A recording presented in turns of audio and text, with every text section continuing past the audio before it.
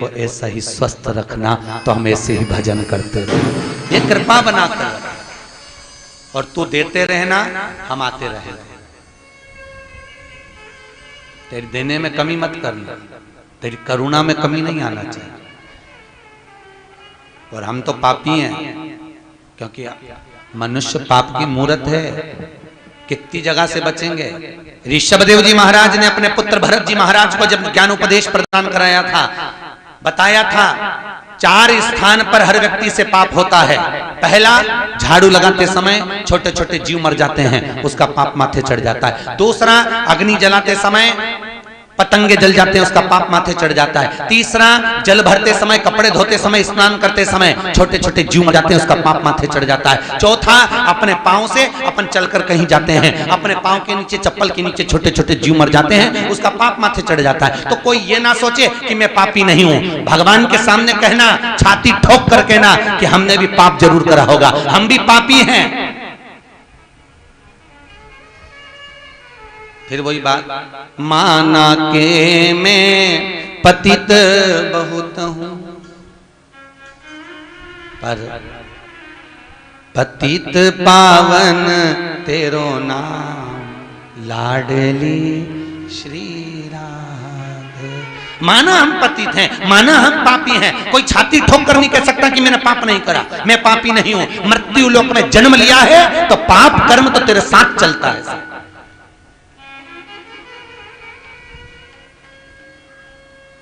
पाप कर्म तेरे साथ।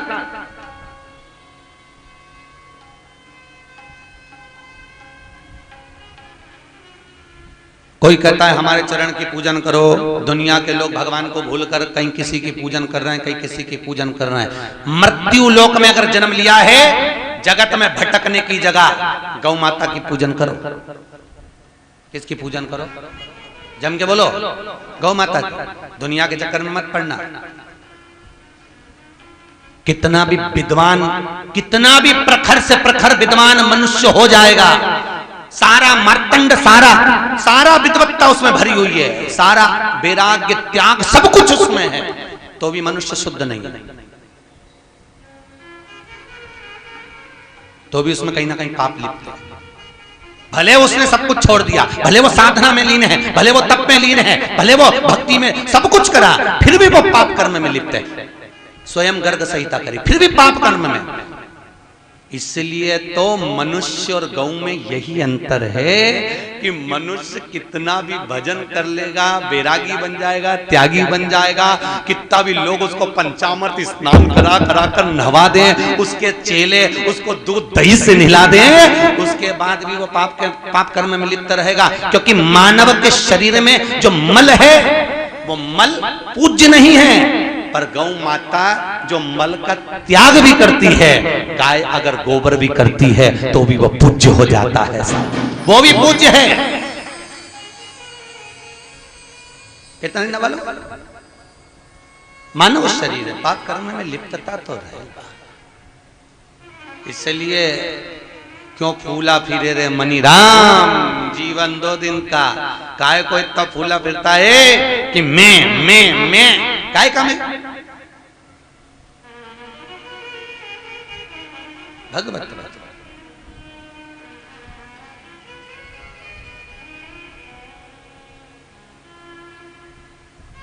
राम किसी को मारे नहीं, मेरा भगवान कभी किसी को नहीं मारता। दुनिया के लोग कहते भगवान ने ऐसा कर दिया, नहीं, राम किसी को मारे नहीं, ऐसा है मेरा राम, अपने आप मर जाएगा करके खोटा काम। मेरा राम कभी किसी को नहीं मारता, मेरा राम कभी किसी का अहित नहीं करता। पुण्य पुण्य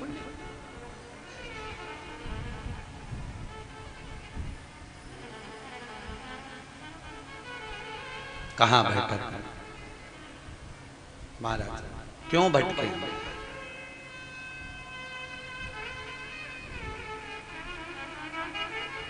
स्वयं भी बदलना जरूरी है। आपके जीवन को आप बदलो।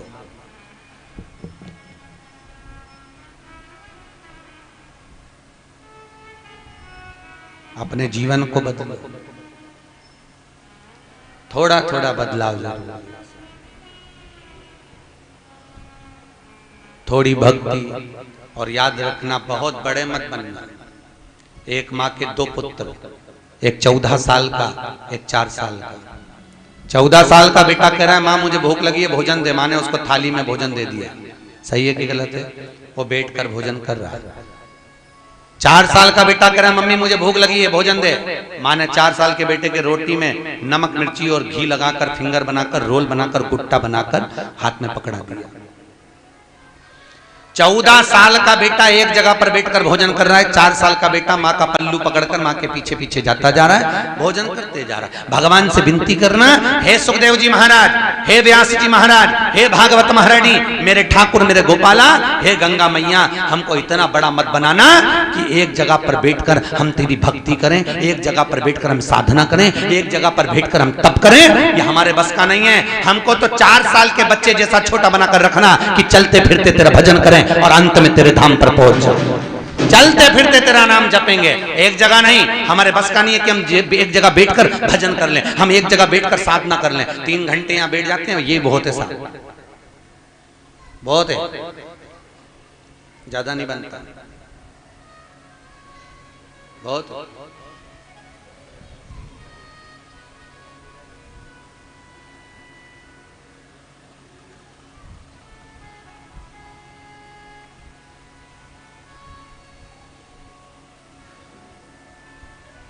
कोई कह रहा था गुरुजी और जगह कथा होती है तो वो सुबह 9 बजे से 12 बजे तक, दोपहर में 3 बजे से 6 बजे तक 2-2 टाइम हुए और तुम तो एक टाइम।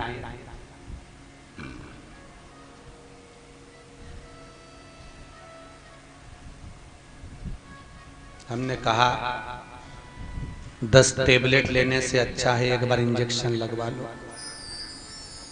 बहुत 15 मिनट कथा बोलो, फिर भजन गाओ आधा घंटा, फिर कथा बोलो, फिर भजन गाओ आधा घंटा, फिर कथा बोलो, फिर भजन गाओ, हो गया 3 घंटा। फिर शाम को भी 3 घंटा, फिर भजन गाओ, फिर कथा सुनो, फिर भजन गाओ, फिर कथा सुनो, हो गए 6 घंटा। हमारे गुरु ने हमको ये नहीं सिखाया। हमारे गुरु जी ने कहा बड़ी मुश्किल से समय मिलता है साहब। कथाकार तो कथा करने आता है, पर श्रोता के पास को पकड़कर श्रोता को बुलाकर बिठाना बहुत कठिन है। कथाकार के पास तो केवल एक ही काम है कि कथा बाचना है, पर श्रोता के पास में सारे काम छोड़कर, परिवार, नाते, रिश्ते, कुटुंब, कबीला सब छोड़कर 3 घंटे कथा में बैठता है। उसको इतना जैसे आटे की बोरी में फोला फोला आटा मत भरो, अच्छा ठूस ठूस के भरो तो बोरी सिक लगे, ऐसा भर दो। और एक बार 3 घंटे में ऐसा भरा जाए कि बाकी के घंटों की तो जरूरत ही नहीं पड़े साहब। फिर क्या मतलब? फिर तो बोरी का मुंह बांधने की देरी, और बोरी का मुंह तुम बांध देती। रात को 8 बजे से ढोल लेके बैठ जा, पटर पटर मुंह बांधने के लिए तुम बांध। तो भजन उतना ही बहुत है जितना ग्रहण किया जाए, उसमें तृप्ति हो जाए। और ये तृप्ति का अनुभव जब होगा तब सुख ही सुख समाहित होगा, सुख समाहित।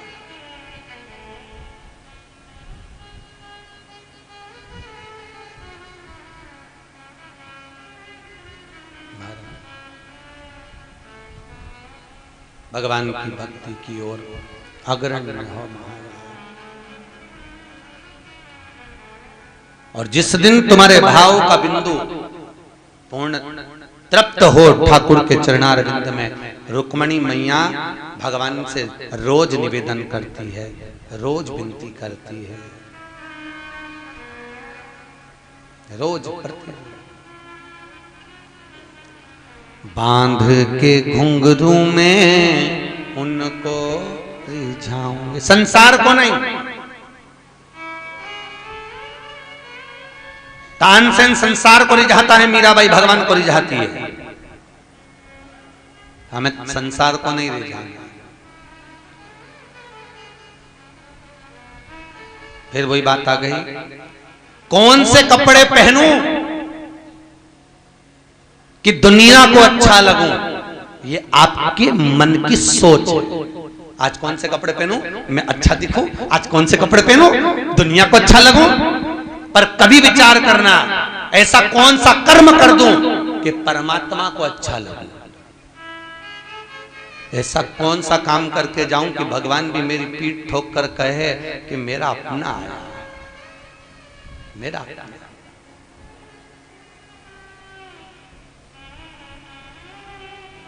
महाराज लेके एक तारा में शाम शाम गाँव, अटल सुहाग किए बिंदिया लगा दो, मुझे मेरे कान्हा की दुल्हन बना। अटल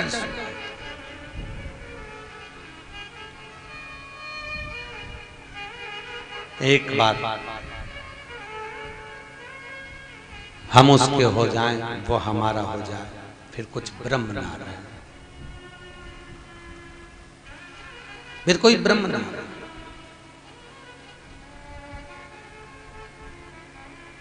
महाराज रुक्मणी जी को भगवान लेने के लिए जब गए, शंख की ध्वनि करी, आवाज लगी, जितने द्वारपाल थे सब पत्थर के हो गए और भगवान अंदर जा रहे हैं, पर रुक्मणी ने पलट कर नहीं देखा कि मुझे लेने कौन आया। रुक्मणी पलट कर नहीं देख रही है कि कौन लेने आया। विश्वास देखिए कितना दृढ़ है, भरोसा देखिए कितना प्रखर है कि पलटी नहीं है कि मुझे लेने कौन आया। अगर एक बार भरोसा पूर्ण हो जाता है तो फिर ये नहीं सोचना होता कि कौन लेने आया, कौन गया, कौन आया। यहाँ तो केवल एक विश्वास है कि वही मुझे लेने के लिए आया होगा।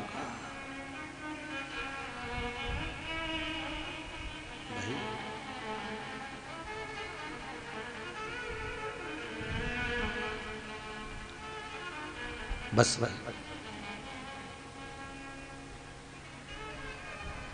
फिर वही भाव प्रकट हो कि आजा आजा रे सांवरिया तेरी याद आई।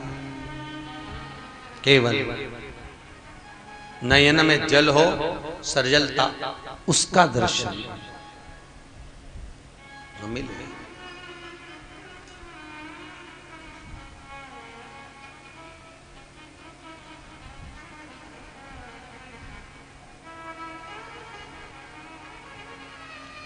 महाराज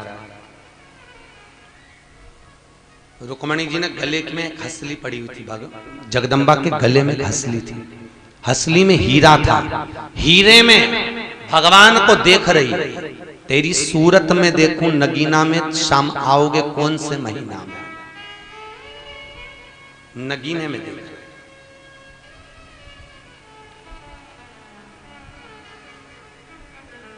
हीरे में मुख को निहार रही है, हीरे।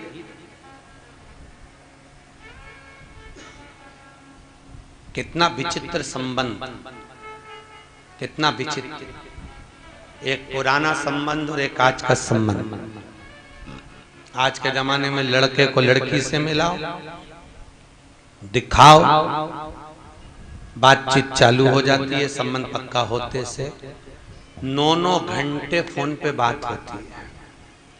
मैं शायद घंटे कम बता रहा हूँ, फोन पे बात होती। शादी होती है, 1.5 साल के बाद में तलाक के कागज तैयार हो जाते हैं। 2 साल।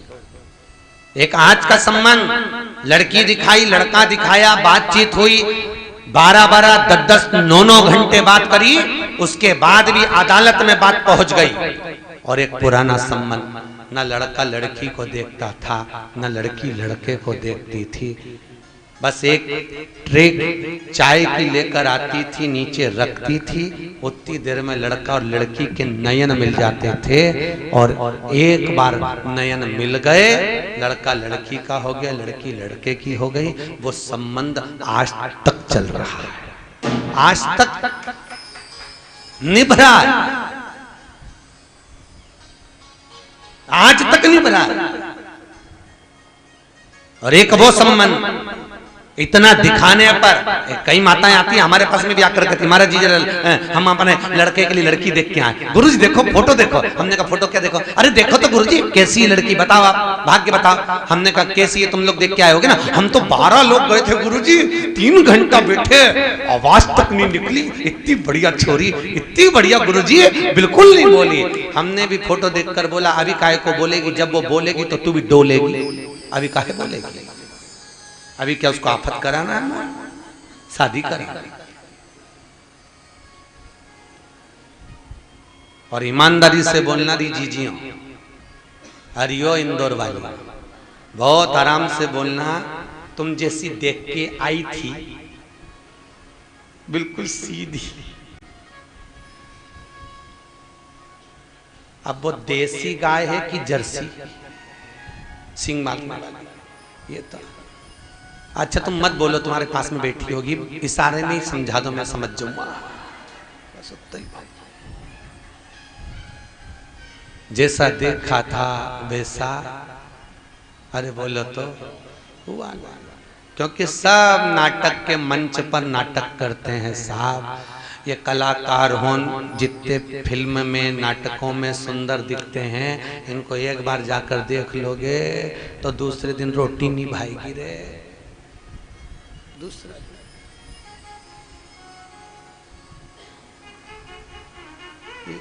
जैसे दिखते हैं वैसे होते। दिखा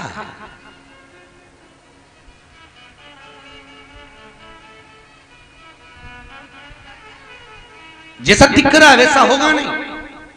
एक बड़ा सुंदर प्रसंग, एक गांव का व्यक्ति निकल कर जा रहा था, दुकान पर गया, सेठ जी की दुकान पर जाकर,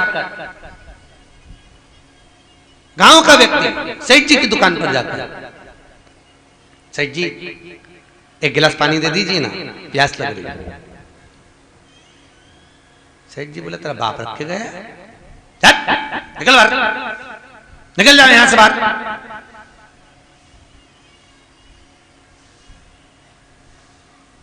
सेठ जी ने बाहर निकाला, अकल नहीं है, एक किराने की दुकान है,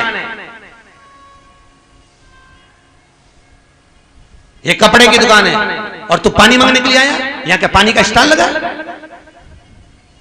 उस गरीब व्यक्ति ने कहा सेठ जी मैंने तो इसलिए पानी मांगा, कल यहां पर भंडारा चल रहा था, लोगों को रसना पिलाई जा रही थी, दूध की ठंडाई दी जा रही थी, मैंने सोचा कल पिला रहे थे तो आज पानी एक गिलास तो मिल ही जाएगा। अरे वो कल की बात थी, वो भंडारे की बात थी, दे दिया, अब क्या रोज दूं?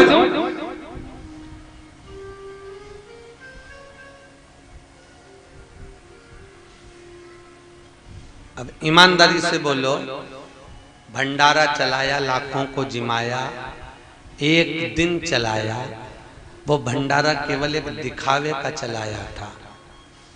1000 लोगों को पानी पिलाने की जगह प्यासे को केवल एक गिलास पानी अगर प्रेम से पिला देता तो 10,000 लोगों को भंडारे में खिलाने की जरूरत नहीं पड़ती।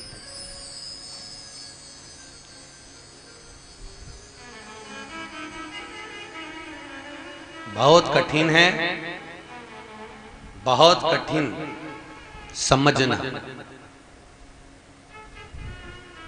बहुत कठिन।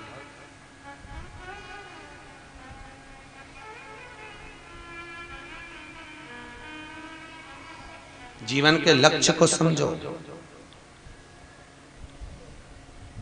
जीवन के तात्विक सुख को समझो।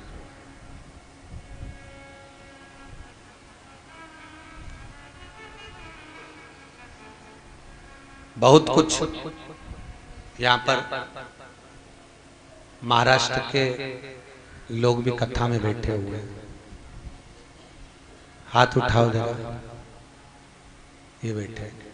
आपके यहाँ पर वारकरी संप्रदाय की पंढरपुर की यात्रा निकलती है, और वारकरी संप्रदाय की पंढरपुर की यात्रा में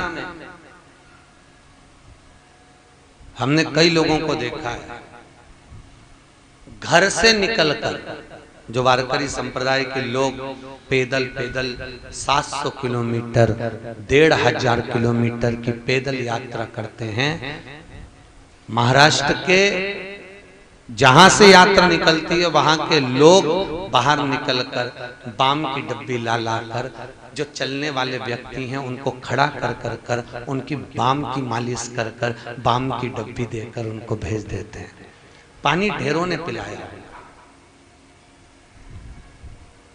कहीं किसी को कष्ट का। आपके कमरे में 4 लोग रह रहे हैं, आपके कमरे में 5 लोग रह रहे हैं, आपके कमरे में 6 लोग रह रहे हैं, 4, 5, 6 जितने भी रह रहे हो, अगर कोई एक कष्ट में है तो आपको अच्छा लगेगा क्या? अरे बोलो तो सही, आपको सुख का अनुभव नहीं होगा, आप आनंदित नहीं होंगे। अगर बेटा दुखी है तो माँ सबसे ज्यादा दुखी है, बेटी दुखी है तो माँ सबसे ज्यादा दुखी है। पर अगर माँ बाप दुखी हैं तो बच्चों के हृदय में ये भाव प्रकट क्यों नहीं हो पा रहा? ये भाव प्रकट क्यों नहीं? क्योंकि हम उनको समर्पण करना नहीं सिखा पा रहे, हम उनको संस्कारों से वंचित कर रहे हैं।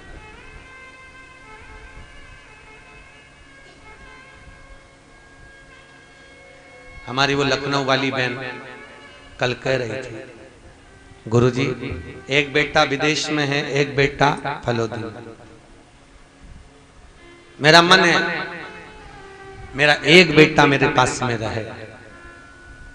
हमने कहा जी अब आपने उतना उनको पढ़ाया है, विद्वान बनाया है, उड़ने के काबिल बनाया है, तो उनको उड़ने दो।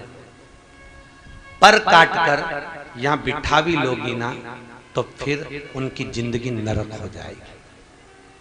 उड़ने दो, फिर हमारे पास कौन रहेगा? हमने कहा अब आपने काबिल बनाया है तो भगवत भजन में लीन रहो। अब भागवत की शरणागति रखो, भगवान की शरणागति रखो, ठाकुर जी का भजन करो, खाली समय रहा करे, भागवत, शिव पुराण, विष्णु पुराण, गर्ग संहिता पढ़ा करो। खाली समय रहे, जितना समय खाली मिले भगवत कीर्तन करो, नाम जाप करो, जपो।